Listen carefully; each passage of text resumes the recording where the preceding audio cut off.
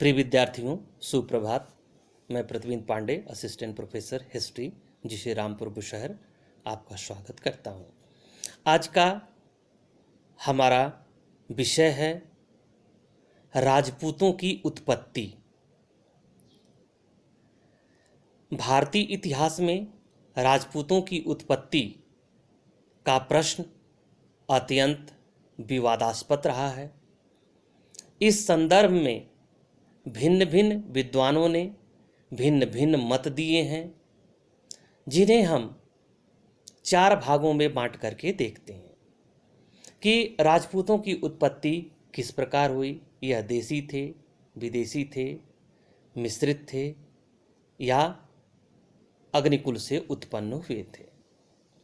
क्योंकि राजपूतों का भारतीय इतिहास में अत्यंत महत्वपूर्ण स्थान है और राजपूत भारतीय सीमा के प्रहरी के रूप में प्रसिद्ध हैं। वह अपनी शूरता, वीरता और वचन के लिए संपूर्ण विश्व में जाने जाते हैं। तो इनकी उत्पत्ति के संबंध में भी हमें जानकारी होनी चाहिए और भारतीय इतिहास में इनकी उत्पत्ति अत्यंत विवादास्पद रही है, जिसके संबंध में अनेक विद्वानों ने अपने मत दिए हैं। जिन 4 मतों को सर्वाधिक महत्व दिया जाता है उनमें है राजपूतों की विदेशी उत्पत्ति का सिद्धांत, दूसरा है राजपूतों की देसी उत्पत्ति का सिद्धांत, तीसरा है राजपूतों की अग्निकुल से उत्पत्ति का सिद्धांत और चौथा है कि राजपूतों की मिश्रित उत्पत्ति का सिद्धांत। सर्वप्रथम हम राजपूतों की विदेशी उत्पत्ति के सिद्धांत को देखते हैं। तो राजपूतों की विदेशी उत्पत्ति के सिद्धांत को कर्नल टॉड ने अपनी एनल्स ऑफ राजस्थान पुस्तक में किया है कि राजपूत विदेशी हैं और राजपूतों को कर्नल टॉड ने सीथियन, शक, हूण, कुषाण आदि जातियों के भारतीय वर्ण व्यवस्था में समाहित किए जाने के रूप में परिभाषित करता है। आधार के रूप में दोनों के मान्य मतों अर्थात समान सामाजिक आर्थिक समानताओं को प्रस्तुत करता है। देसी उत्पत्ति का सिद्धांत राजपूतों को प्राचीन क्षत्रियों के वंशज के रूप में स्वीकार करता है, क्योंकि संस्कृत में जो राजपुत्र है अर्थात राजा का पुत्र है, उसी का विकृत रूप या कह सकते हैं कि अपभ्रंश रूप राजपूत है।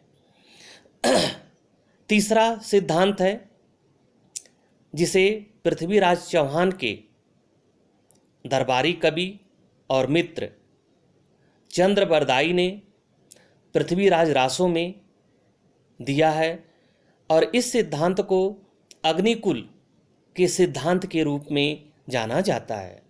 यह कहा जाता है, इस सिद्धांत के अनुसार यह कहा जाता है कि उस समय समाज, धर्म, गौ, ब्राह्मण पर संकट आ चुका था, इसलिए माउंट आबू पर एक यज्ञ किया गया। उसमें से 4 महापुरुष निकले जिन्हें चालुक्य, चौहान, प्रतिहार और परमार के रूप में जाना जाता है। इसलिए पृथ्वीराज रासों में अग्निकुल के उत्पत्ति के सिद्धांत को दिया गया है। चौथा जो मान्य सिद्धांत है वह है मिश्रित उत्पत्ति का सिद्धांत। राजपूतों को स्थानीय व विदेशी जातियों के सम्मिश्रण का परिणाम मानता है। आधार के रूप में मध्यकालीन नवीन भू संबंध व सामाजिक प्रक्रियाओं को प्रस्तुत करता है।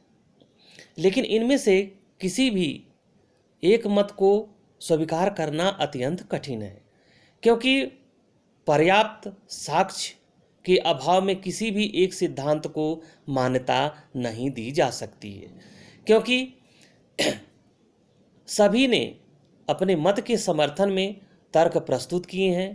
तथापि ऐतिहासिक साक्ष्यों के अभाव में किसी भी मत को असंदिग्ध रूप से स्वीकार करना अत्यंत कठिन है। विदेशी उत्पत्ति संबंधी तर्कों को स्थानीय उत्पत्ति पर भी लागू किया जा सकता है।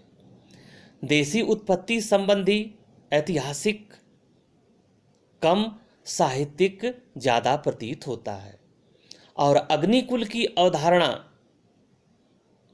तो रचनाकार की केवल कपोल कल्पना ही प्रकट होती है। यद्यपि मिश्रित उत्पत्ति का सिद्धांत व्यवहारिक दृष्टि से सत्य प्रतीत होता है, तथापि स्पष्ट साक्ष्यों के अभाव में केवल संभावना ही व्यक्त की जा सकती है। लेकिन ये इतना तो जरूर कहा जा सकता है कि राजपूत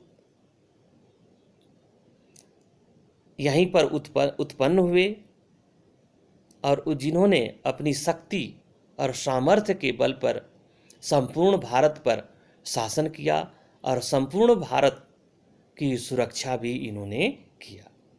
थैंक यू।